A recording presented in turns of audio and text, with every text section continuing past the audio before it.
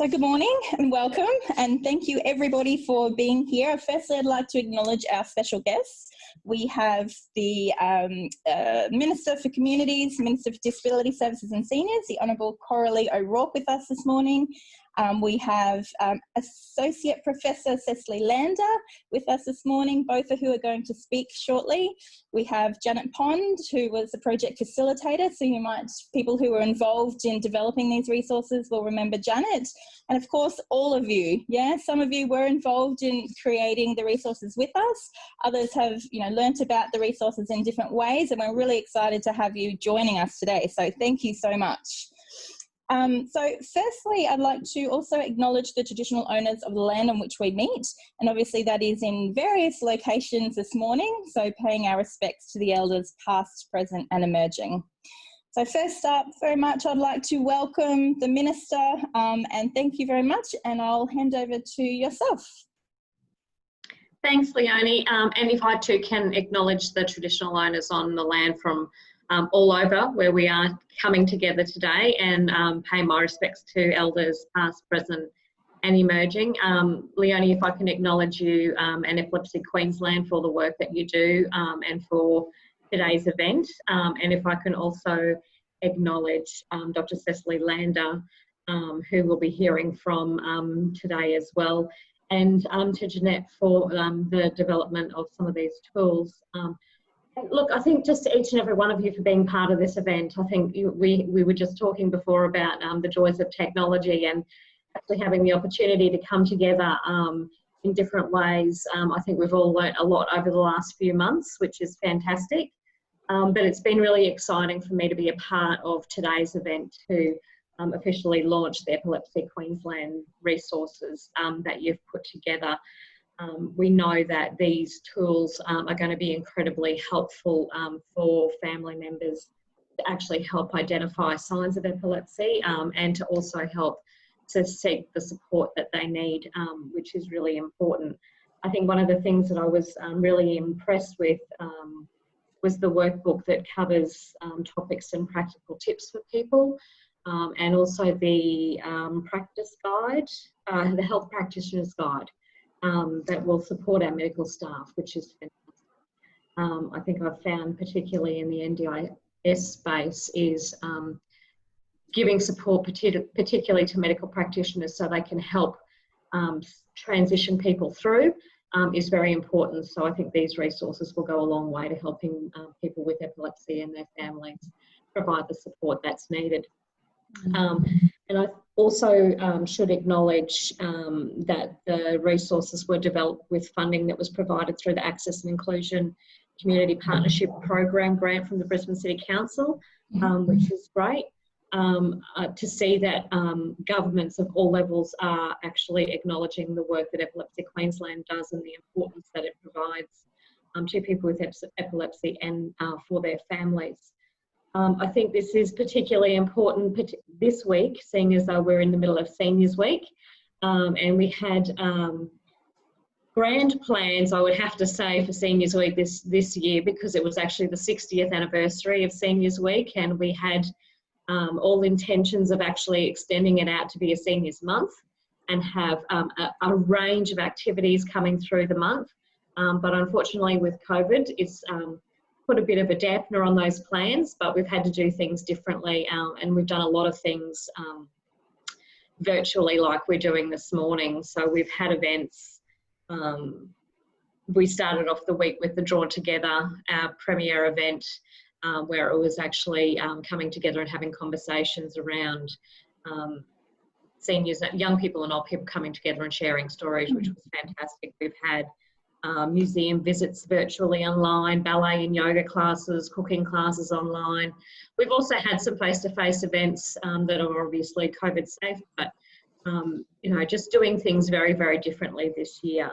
And I think our final day of Seniors Week this year will be having We Care Day, which will actually acknowledge the amazing work that was done by the Care Army throughout the early stages of COVID-19. So I really just want to thank you very much for inviting me along this morning. I think this is a really important event, and to congratulate you for the resources that you've put together and the continuing work that you'll do. So thank you very much. Thank you. Thank you very much. And I'd also like to acknowledge and thank, I guess, in terms of the value support and the funding that we do receive from the Department of Communities and obviously through yourself, Minister. This funding is invaluable and it does help us to continue to provide supports and services to people living with epilepsy, and obviously, flow on the impacts that that has perhaps on their lives, and even with carers, informal and formal carers as well. So I really value the support that we get through the funding and other such avenues that we get. So thank you very much, really appreciate it. Okay, so I guess a little bit more about how the project came about. So we were funded through a grant through the Brisbane City Council, and that was really to address a really important part of epilepsy. So often epilepsy in later life, if somebody presents to hospital or the doctors with certain symptoms or presentations, epilepsy isn't really the first thing that comes to mind. There's a lot of other potential conditions, and often epilepsy or other neurological conditions could be, a little bit further down the list. So that was definitely a driver for even, submitting the grant. And we were getting inquiries through our information and support line about, people who were older, either having epilepsy already or getting a new diagnosis, and really, what supports are out there, or what aids or equipment, or, can I link to a peer? Can I talk to somebody else who may be going through something very similar? So all of that, really lend itself to creating the resources that we have, and really from a diverse range, I guess. So really targeting both the health practitioners. So yes, we thought about that for quite a long time in terms of how do we really get this information to health practitioners, and that will still be an ongoing challenge to make sure we get it out there through various networks, but really being very mindful of creating a resource that wasn't, too long. Perhaps it's something they can pick up in their lunch break and have a flick through, or they could, at the start of their day, or something that's concise, it's accessible, it's there. So that's definitely some feedback I've received. I've been in Charters Towers for the last couple of days, and although the launch today, I had to take the opportunity to give some resources while I was there, and I've spoken to quite a few health practitioners through the health service and the GPs, and that was definitely something that they liked from the health perspective, that it was a quick and easy guide, and it was very readable, it was very interesting, there was a lot of information there that they hadn't necessarily registered with, so really happy with that perspective. And then also, obviously, importantly, people living with epilepsy, either diagnosed in later life, perhaps already having a diagnosis, the workbooks, and that's where, we had the advisory group, we had a number of people living with epilepsy, including people diagnosed later in life, including some carers and family members involved in developing the resource. And really what we had heard quite clearly was that we needed some practical information. What do I do if, for example, I no longer have my license, or I'm having trouble with family relationships about certain presentations and the impact that could be. So there's definitely some really practical information in these resources, but also very much a flavour of wellness as well. So Janet will talk a little bit more about that shortly, but just wanted to really, I guess, give a bit of a highlight about that and how those resources came about. We did employ Janet as our project coordinator, and I'll hand over to Janet in a moment, and she'll talk a little bit more about the advisory group, how that came about, some of the learnings, the resources, that sort of thing. So I guess just to summarise today, what we have created are a few different resources, and I guess as part of this morning today is that we are launching those resources, so they will be very much available and available and accessible for you guys to also help us get them into doctor's surgeries, aged care, community services. So whether that's sending a link from our website, whether that's letting someone know that they're there, so making sure that there is, that really great and really diverse network that we can send those to. So we have, and most people would have seen these, either we've sent them out to you in post or electronically, but our 4-page resource for our health professionals. In saying that though, and yes, it is targeted at health professionals, it's a very good summary for others as well to kind of get that high level information as well.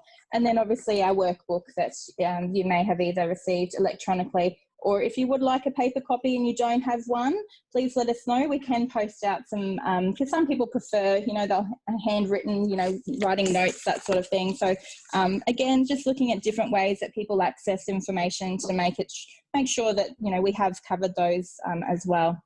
So I'd like to acknowledge and welcome Janet. Janet, as I said, was Project Coordinator, and I'll hand over to Janet now. So thank you, Janet. Thank you, Leonie, and good morning, everybody. Look, it was a real privilege for me to facilitate this project, and I must thank all the stakeholders for being so open and so available for us, because their feedback was obviously what drove the input into the resources that we've created. I developed a questionnaire for the professionals involved, so I consulted with aged care professionals, nurses, Royal Brisbane Women's Hospital and Mater, the team there, the neuroscientists and staff like that. And they provided excellent feedback from their perspective. We then conducted questionnaires and telephone interviews with people who were clients of or members of Epilepsy Queensland. And most of all, we provided forums, 2 forums at Epilepsy Queensland in Brisbane.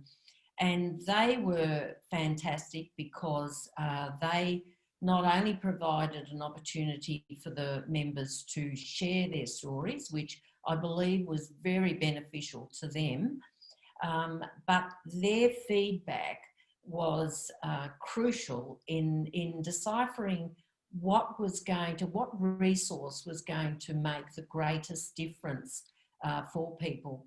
And you know, the thing is that the impact of epilepsy on individuals, the breadth of all the issues is incredible. So it became obvious that we had to find a common feature that would, if addressed, would help all people. And that was the emotional side of it. So it became obvious to me, so I'm a former aged care disability manager and I'm a psychological NLP coach. So it became obvious to me that if we could help people develop individual capacity, so individual capacity building, that they would be able to learn and develop greater self-esteem, greater confidence, greater ability to problem solve, being able to communicate with other people, including the professionals that they dealt with, to be a little bit more assertive. All those sorts of things would help build their self-esteem and their confidence that is often, well, generally dealt a real blow with the development of epilepsy. And of course, growing older has its challenges itself. So having something like epilepsy, you know, increases that dramatically. So I consulted through the forums. We presented on the second forum, we presented a draft of the book, of the workbook, and got feedback again.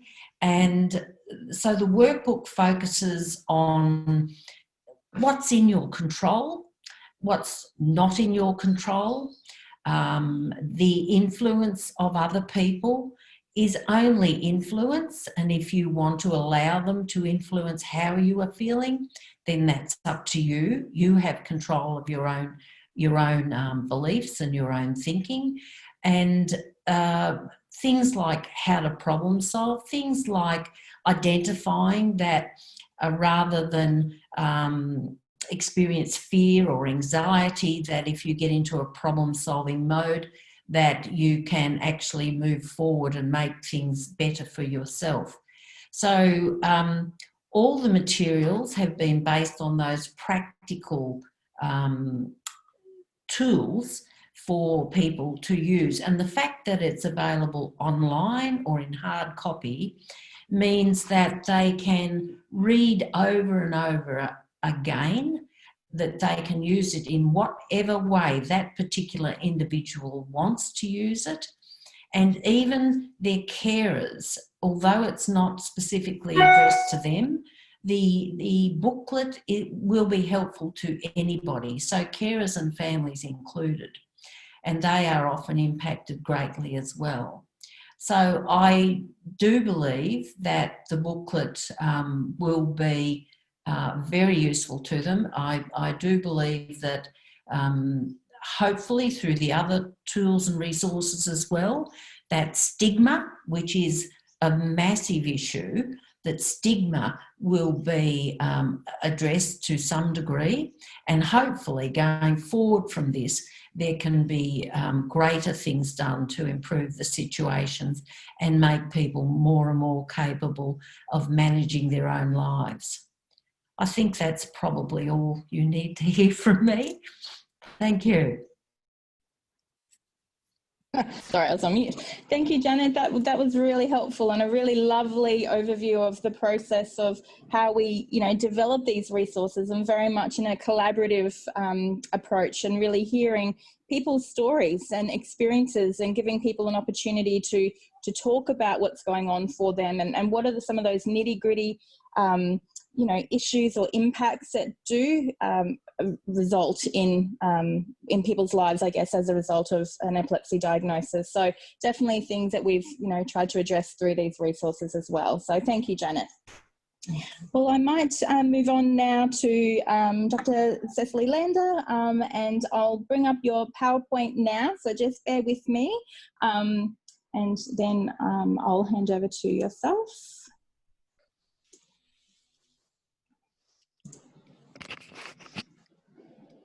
Okay, well, can you hear me? Is that coming through? Yes. Yeah, good, thank you. So, and I'm not in control of the slides, so we'll just hope it works okay. So first of all, thank you for the invitation. Thank you for these resources. I spent a little time looking at them, and I think they're excellent. And as you can see, I meet the qualification for an older person. I might even be the oldest here, I'm not sure. But if I say to you that I was 12 when Seniors Week first began, you'll have an idea how old I am. And you'll see by the wrinkles that it fits. So I certainly qualified. I think the second thing I want to say is that I really like the workbook, and no matter what it is, all older persons are going to face health issues. So I think the idea of building capacity, building resilience are really essential. And now we do that through our lives one way or the other, but I think this workbook can actually be very useful. We can adapt it to other situations. So don't let it limit you to epilepsy. Whatever it is that happens, that's what we have to work with. And so I think it's an excellent resource. But I've been asked to speak about epilepsy in older persons, so I better come back to epilepsy. But I'll come back to the life skills as well. Yeah. So as you see on that, now, are you seeing what I'm seeing? You see that? Yeah, I've sort of got the current slide and the next slide. So epilepsy occurs across all age groups, and there's two peaks really. We've always known about the younger people, the children, so a lot declare in the first decade. But as you'll see, once you hit 70, it increases and progressively increases for the rest of our lives. And that of course is logical because lots of things happen to the brain, and anything that injures the brain may well increase our risk. There's no age at which we're immune from epilepsy, and this particular graph was looking at idiopathic epilepsies, but that shape of the two peaks is a common a common one. So epilepsy in older age is what happens. I'll have the next slide, thanks. Now, one of the things is that it's a little bit different. So little kids are more likely to have convulsions. Yes, of course, they can have lots of different seizure sorts. But we all recognise the hallmark of a major convulsion, or so-called generalised tonic-clonic seizure. And convulsions are less common, however, in the oldies. So you can still see people have a convulsion, but that's not the commonest. The commonest are focal seizures with unawareness, what we used to call complex partial seizures or focal dyscognitive seizures. And these are the ones where there might just be a pause, there might be some automatic hand movements, there might be some swallowing, there might just be almost an imperceptible blank. So those sorts of things. And that's the more common one. And therefore, of course, they're often missed because the person who's having it often doesn't know they're having it. There may be no witnesses if someone lives alone. And even though tests are done, it can get very confusing because people are not sure whether it's vascular or other degenerative brain diseases or even a brain tumour, lots of things. And they might have an EEG and it may be non-specific. So as medical people, we have to have a high suspicion. And I'm afraid I see it quite often, that the diagnosis can be missed for quite a long time. And I'll say a little bit more about that. If I have the next slide, I'm just comparing a little bit between what happens in young ones and old ones. So young ones are more likely to get an aura, a warning, a feeling, a sense, a smell, a taste. Yes, it can happen in the oldies, but it may not be as much. And if it is, it's a bit more non-specific, a little bit harder to capture. And the automatisms I mentioned, flapping, hand movements, fiddling, stiffness, shaking, is a little less common in the older people. And as I said to you, the secondary generalisation or the convulsion happens commonly in young people, 65%, where the older folk might be as low as 26% who have what we would recognise as a convulsive seizure. And then the confusion afterwards may be much longer in older people. So there's some of the differences.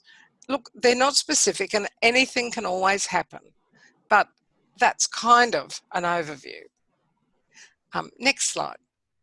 So what might be a warning? Intermittent episodes of confusion.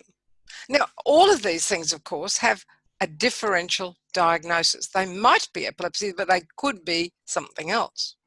But these are things to think about. Suspended awareness, just, I call it daydreaming, but a long daydream, a bit more than the average daydream. Sporadic memory loss, where things just disappear or don't know.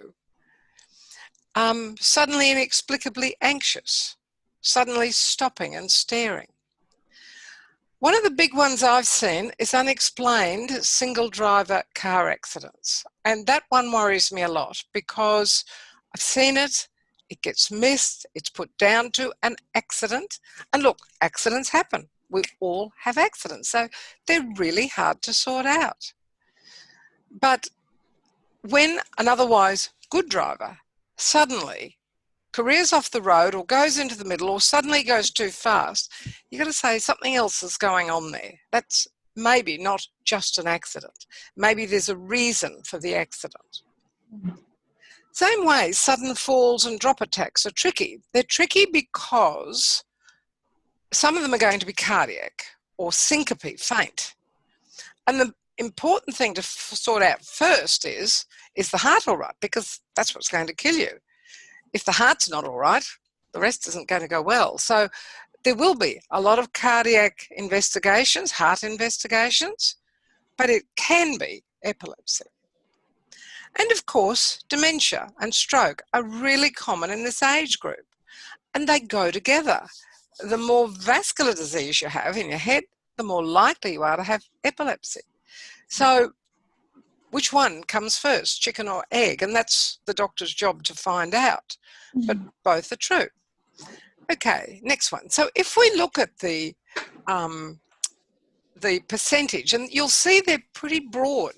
So this was from Brody and Kwan in their study of epilepsy in later life. Blood vessels, stroke, 20 to 30%. Dementias, common in dementias, 10 to 20%. And I'll just say a word on that. My dad got dementia in his 90s. And I think towards the end of his dementia, he was quite often having little moments where he would just stop and he didn't seem to be there. And I suspect they were little seizures. Now, he was 95 by then and his dementia was quite bad and it wasn't something that we felt we could investigate very well. But I think it probably is much more common. And he, as I said, he was very elderly. But they were pauses that looked suspicious. And there's documents now and articles that indicate that that epilepsy and dementia is quite common. The difficulty, of course, is that epilepsy is not the major problem. The major problem is the progressive loss of every function. Brain tumours, primary and secondary, also can begin as epilepsy in all age groups, but particularly in the elderly. Head injuries, because we fall. So someone has a heart attack, they fall, hit their head, may end up with epilepsy as well. So it may be that you can have a couple of causes. Seizures in relation to other known cause, and sometimes they may be infections, too much alcohol, too little sleep, lots of things. But there's also a substantial number in whom we don't find out. So next slide, please. So everybody should be investigated. I did mention that we didn't investigate my dad. That was considered, but it really wasn't his major problem. His major problem by then was this terrible memory loss, and he was totally unable to cooperate. But underlying conditions, so it's really important. Manage your diabetes as well as you can. Treat your blood pressure, have that nicely controlled as well as you can. Look after your heart conditions as well as you can. If you're meant to be on blood thinners, then do them carefully. All of those things about keeping our best health the best way we can is really important. Keep our weight as best as we can.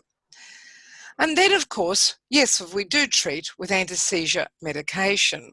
By the way, and I'm trying to change. In the past, we always called them antiepileptic medications, but the world literature is moving towards anti-seizure medication, which is much more logical because the medications don't treat the epilepsy cause as such, but they do treat the seizures. They're trying to suppress and control the seizures. So, and they are effective in oldies like they are in others. So about 70% will get good control with their anti-epileptic drugs. But some oldies can be a little more sensitive to the side effects and might be a little less tolerable. On the other hand, some cope with them really well indeed. So it's horses for courses. I've mentioned bone health there, and I'm going to just jump to the bottom line as well. So as you know, and most of you are pretty well versed in epilepsy, looking at some of the faces there, we've got the old drugs that we always used for epilepsy, the Tegratols, the Dilantins and things, and they're called enzyme inducers. And they work really well for cutting down seizures, but they induce enzymes, and as such we know they increase bone turnover. So they increase the risk of bone breakdown. So really they're not good drugs for oldies if we can avoid them. And as you all know, we do have a whole host of new drugs that look as though they're better for bones. And I'm also including the bottom line, malignancies and other conditions, because if you're on other conditions that need strong, powerful drugs, if you can, avoid the enzyme-inducing ones. I find this tricky because some people have been on Tegretol for 20 years and they say, I don't really want to change. So that's okay, but work hard, keep bones strong, keep them exercised, keep the vitamin D and calcium and dairy and keep those up to scratch and just keep a check on it. But be active. I think for all of those conditions, be active. So And even for malignancies, we can get around it by increasing the dose of the other drugs. So I've worked with oncologists, with someone who's on Tegretol, and we can get around it, but it's just a little reminder. But as we get older, our absorption is not quite as good. We might have lower protein. So there's a few other little red flags we need to look out for. I'm just pointing out to you why there might be some reasons for why drug care in older folk just needs a little bit more attention. I always remember one of the neurologists who was my registrar, and he said, you know, when you throw drugs at the body, it does its very best to handle it the best way we can and to try not to get side effects. And that's true. I think the human bodies are remarkable because you can actually give it too much of lots of things and it'll cope pretty well. They'll get a point at which you can't.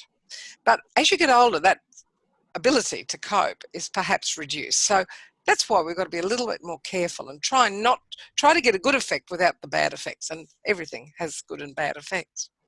Okay, let's come to the lifestyle management. And these are dealt with beautifully in the resources you've got. I'm going to nag on the driving rules because if there's one thing that all epileptologists struggle with, it's the driving rules. And I've talked about this before because so often I see an oldie who'll have a little blank, don't realise they are, but don't realise the risk. It happens to young people too. But I think no, it's probably across the board. Everybody has trouble. If someone told me I can't drive tomorrow, it'll be very inconvenient. Not the end of the world, but highly inconvenient. But it is really important. If you have a loss of awareness for any reason, anything at all, and that can be a head injury, stroke, drop attack, seizure, anything, then don't drive until you've talked about it and until you've been cleared. And with epilepsy, you've got to have an annual clearance pretty much indefinitely. I think it's best to think of it as indefinitely because that way you'll be covered. So if a doctor is not prepared to stand behind you and say, yes, you're fit to drive, then frankly, you, me, all of us shouldn't be driving. It's as simple as that. So people struggle, but it's the only way to go. And you're aware, of course, that, and this is what doctors hate, if we really think someone's not doing the right thing and continuing to drive, then we must report that to the Department of Transport. I hate doing it, and I haven't had to do it very often, but just occasionally we do have to. So feel for us there because it's the thing we hate doing most, but it's the thing we have to do. Then the other part, of course, is remembering to take your medication. And I don't know about you, but I'm on a few little pills, not too much yet, but a few, but it's easy to forget. So have reminders. And look, we've all got these magic phones and rings and bells and things that can help, but we can get packaging and so on. So use those facilities. You know, I always say we're so lucky to live in 2020, even with COVID, because we've got so many facilities. We've got computers we can Zoom on, we can talk to each other. Hey, by the way, I've got to tell you, some other good thing about COVID is look at all the oldies who are learning to use computers. That's got to be good. That's got to be good. And you've got to read what's there and you've got to look for it. It's got to be good. So there are some very good things, yeah. Be mindful of safety issues. People who've got stairs, people who've got, you know, things that are dangerous. Look around the environment. Send an occupational therapist home to have a look, see what's safe, see what's not. Avoid isolation and social withdrawal. Reduce alcohol because I'm a baby boomer. And look, the baby boomers have done women's lib. We've done it all. We love our independence and we do love our alcohol. And sticking to one glass at night is, with 2 days free, is a challenge, but it's got to be done. It's got to be done. So that's it.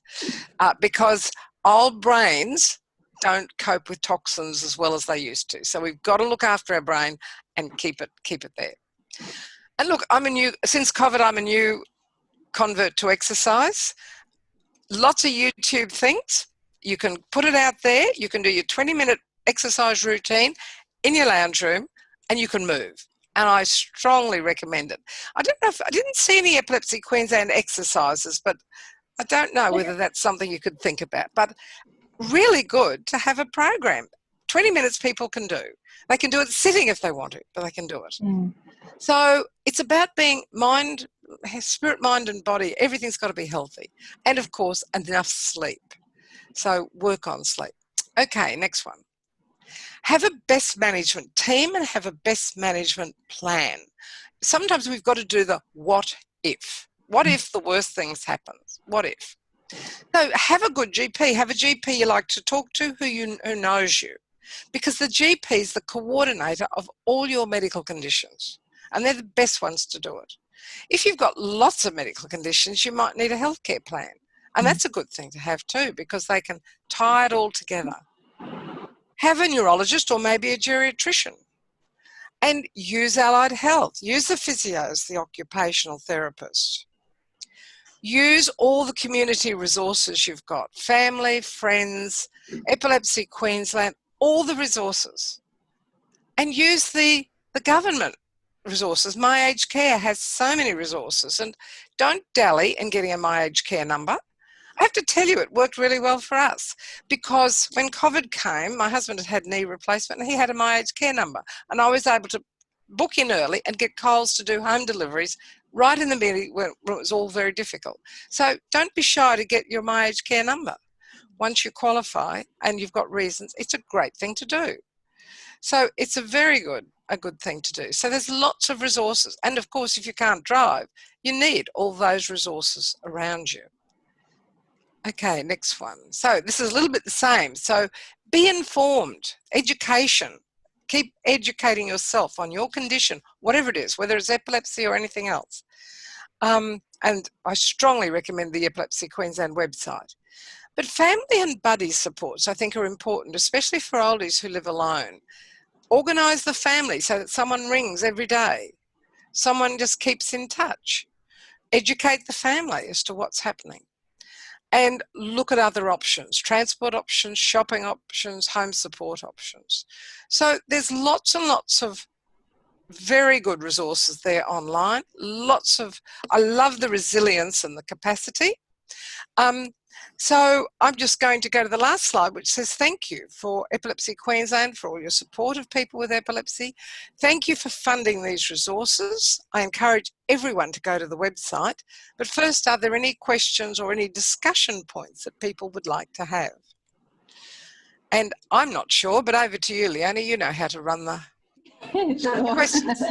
Well, I'm muddling through it, so we're getting there. That's okay. So I'll just stop the slideshow there. But was there any questions at all? That was a fascinating, and my apologies, before any questions, I realised I didn't do an introduction for you, so I'll just do that now. So these things happen. Okay, so in terms of introducing Cecilie Lander. So Dr. Lander is a clinical neurologist and epileptologist in Brisbane. So Cecilie has a long-standing interest in the pharmacological management of epilepsy, especially in women. So as well as long-time friend of Epilepsy Queensland, she is a co-investigator of the Australian Pregnancy Register for Women on anti-epileptic or anti-seizure medication and a member of the Epilepsy Queensland's Medical Advisory Group. So that was meant to go beforehand, but you kind of get the gist now. So any questions on anything you've heard there or any comments on any of that? Was any of that new or something that you've really kind of connected with or related to in any of that? And in this case, you can just unmute yourself. Leonie, if I could just make one comment Sure. that Cecilie was referring to about medication management and people using technology and everything. One of the easiest ways, if it's possible in that person's life, is the linking of a new habit to an old habit.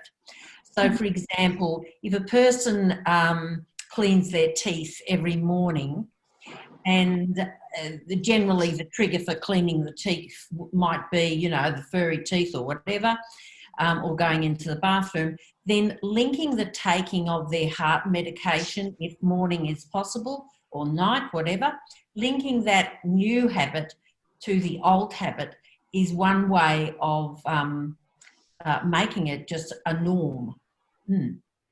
Yeah, great idea. Thank you. Thank you, Cecilie. I feel like that was very well summarised and very well put. I think you covered it all. Thank you, Carol. Nice to see you. And yeah, I've got a few old friends there. I haven't liked to call you out, but it's nice to see you.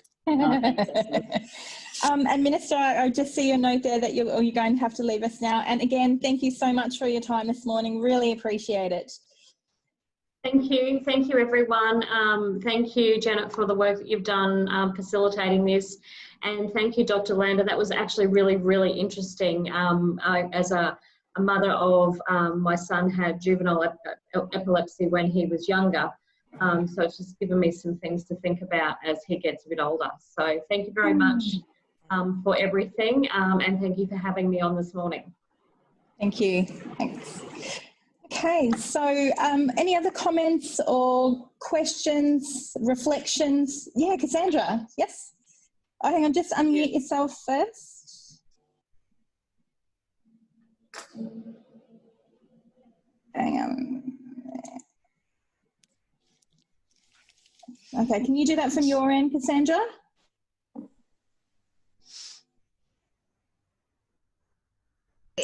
Sorry for keeping you waiting there. Look, one thing that Dr. Lander did mention about how the old enzyme-inducing medications like Tegretol and Dilantin, people prefer to stick to those rather than going on to new ones. Because from my experience, I've found that whenever I go on to a new medication, they have devastating side effects, like almost blindness or psychosis or something like that, and you think, well, I was better off staying with the old ones. And it's a bit scary. I'm a bit scared now to go on to new medications as they come out. And that's why I said you can work around it. Yes. And yes, we do hear that commonly. And there's a bit of the old adage, if it's not broke, don't fix it. So if someone's really well controlled, you know, it's a big deal to stop what works and change. So therefore, most often we don't, because yeah, you might lose too much. Thank you.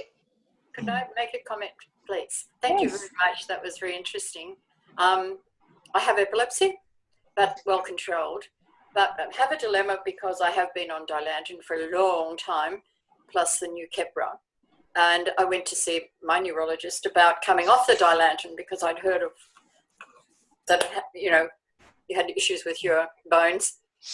And so I had the EEG and that was lovely. And I thought, oh, this is great. I'll be coming off Dilantin slowly. That'll be great. And so I went back to see her and she said, oh, there's some abnormal activity there. So we're going to increase the Keppra and you won't be coming off the Dilantin. So I was very disappointed. And it also has that other effect of making you feel rather insecure. I'm a pretty strong person, get on with things. So, but it's this constant dilemma in my head about Dilantin. Should you go off the Dilantin to save your bones, or do you just let your bones deteriorate and keep taking the Dilantin? So, any thoughts on that would be really appreciated. So I would usually tell the story about a young man who I looked after for many years, and he had epilepsy and he didn't have any for 10 years or so, and we dropped his Dilantin and dropped his Dilantin. Finally, he was on 30 milligrams a day for 5 years, no seizures. Had no seizures for 15 years. Stopped that 30 and he had a seizure. So it does work even in low dose. So, and he just said, I'll never stop it again. And that's sort of how it is. So there's no guarantee, and I think that's why no one's quite game to, I mean, it depends how you feel. If you've got terrible osteoporosis and you can't manage it, but I'd go to an endocrinologist, I'd do lots of exercise, I'd look at managing the bone bit as well as you can and try and stick on it, because that means you keep driving, you do everything else normally and you live your life. So it's a matter of balancing the risks and the benefits. So, I mean, look, it's a wonderful drug. It's been a lifesaver drug.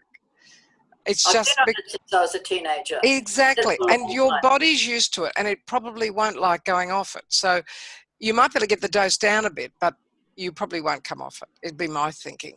So I have just saying you can't, and the Well, I think I would just accept that fact, but I'd probably see if you get your bone density done, look at, see what your endocrinologist says and work every other thing you can do to make your bones strong, which includes exercise and walking and doing squats and all those other funny things. Yeah. Yes, doing all that. Pilates is good.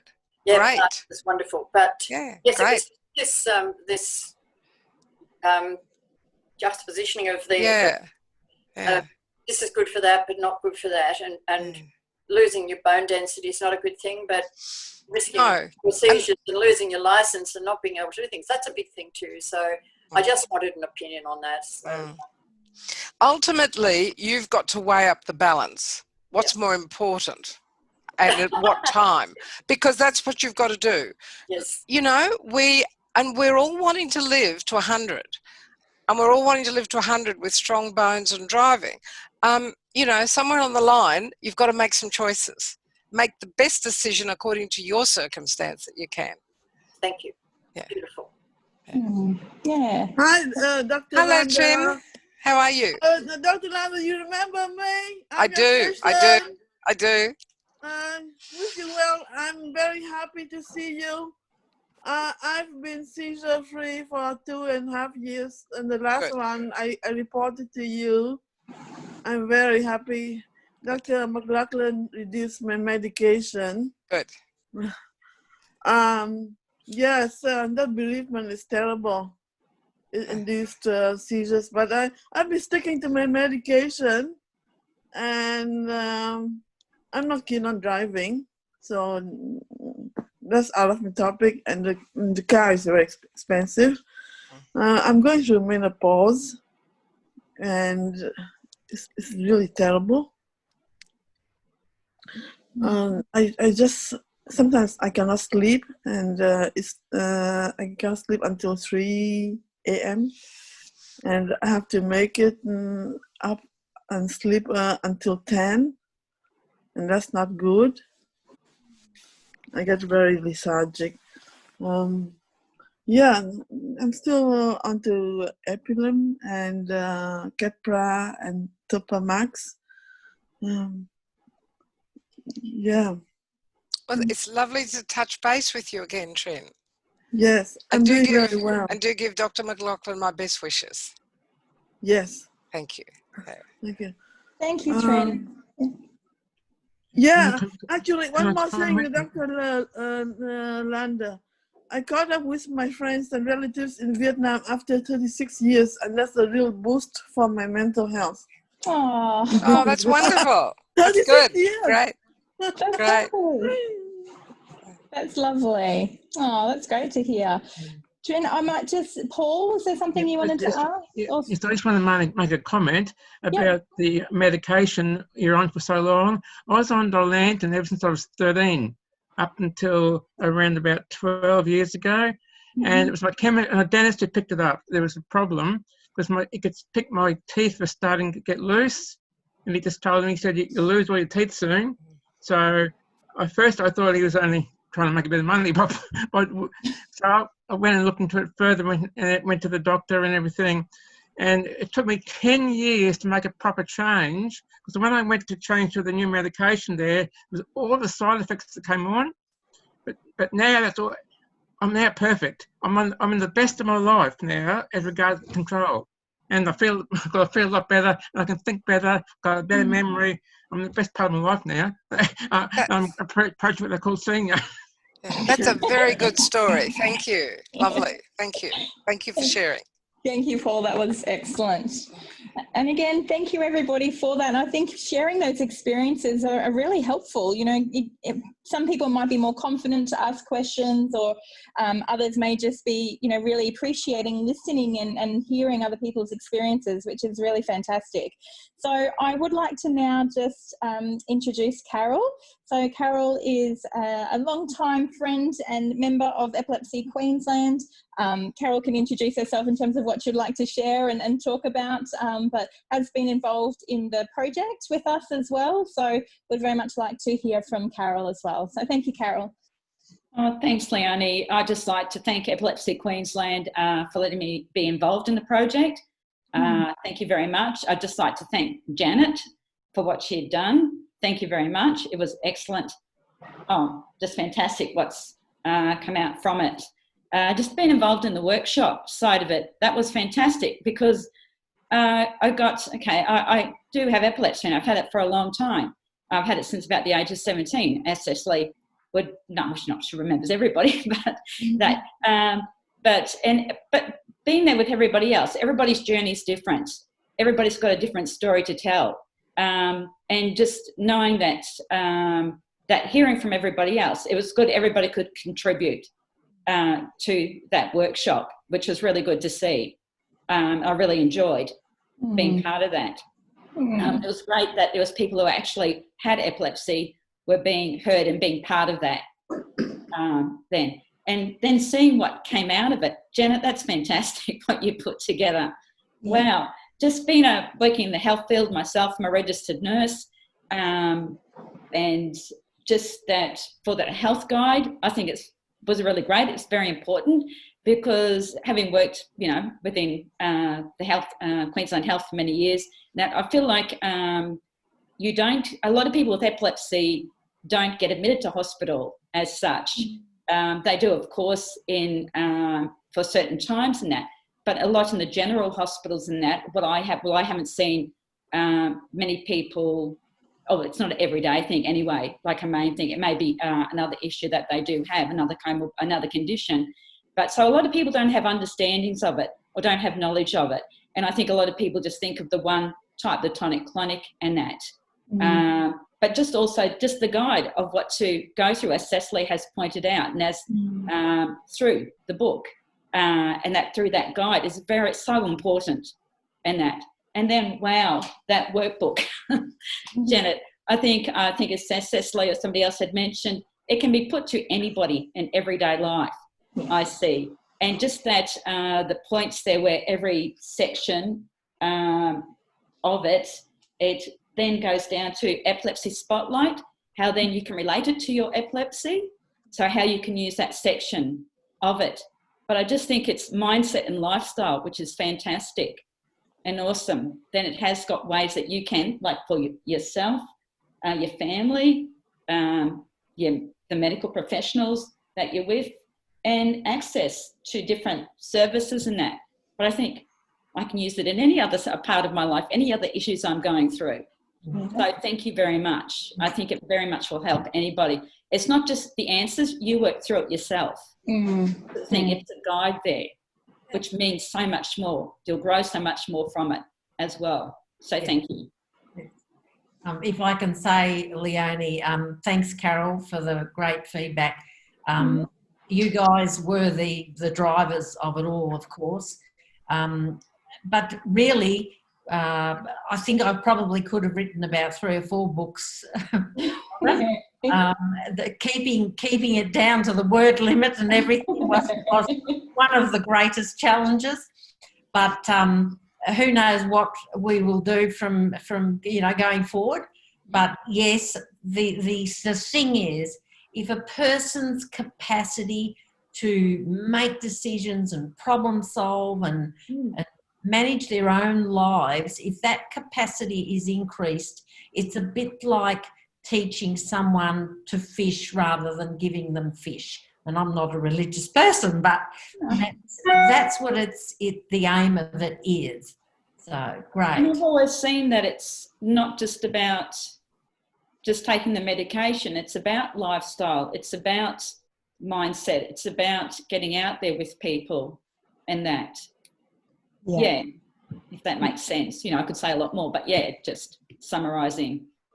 Absolutely. And I think one of the other things about particularly the workbook as well, is it's been organised in sections. So if one section, if people didn't think that was so relevant to them, they just go to the next section, because we were trying to listen and really hear and really respect people's contributions in those workshops. And there were such varying degrees. So some people might say, I really struggle with X, Y, Z, and other people, that's not an issue for me.